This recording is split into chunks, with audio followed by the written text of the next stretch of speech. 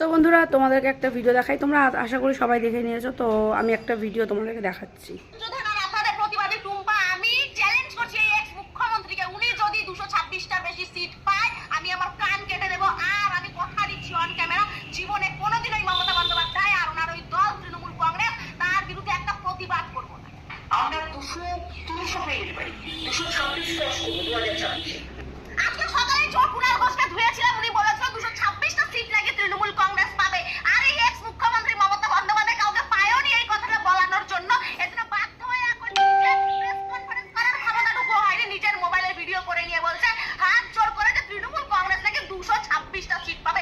আরে পরিবর্তন দূরের কথা, যদি এই তৃণমূল কংগ্রেস 226টা সিট পায় না আমি আমার কান কেটে দেবো, কথা দিচ্ছি। কি করেছেন আপনারা মানুষের জন্য যে আপনারা 226টা সিট পাবেন? আমি আপনাদের প্রতিবাদী টুম্পা, আর আমি টুম্পা সূত্রধর কথা দিচ্ছি, যদি তৃণমূল কংগ্রেস 226টা সিট পায় তাহলে আমি আর কান কেটে দেবো। জীবনে কোনোদিনও মমতা বন্দ্যোপাধ্যায় আর এই তৃণমূল কংগ্রেসের বিরুদ্ধে একটা প্রতিবাদ করবো না। এতদিন আচ্ছা, তো তোমাদেরকে একটা কথাই বলতে চাই। ওর কথাটা তো তোমরা শুনলে, বলছে আমাদের মাননীয়কে এক্স।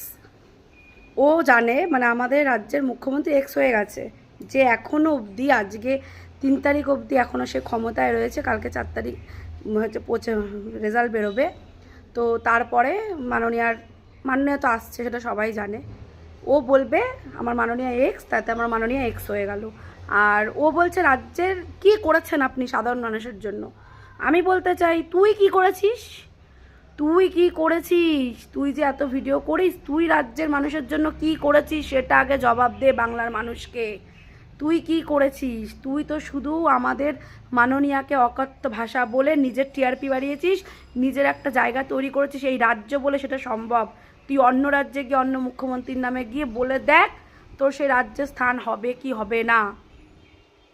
তোমরা সবাই আমার সাথে একমত থাকলে অবশ্যই কমেন্টে জানাবে। আর একটা কথা আমাদেরকে আমি বলতে পারছি, ওর ভাষণ এবার কমবে।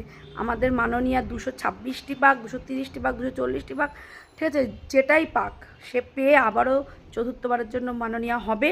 সেটা আমাদের বাংলার প্রত্যেকটা মানুষের সেটা জোর আছে। আর তুই বলছিস আমাদের বাংলার মানুষের জন্য নাকি আমাদের মাননীয় কিছু করেনি।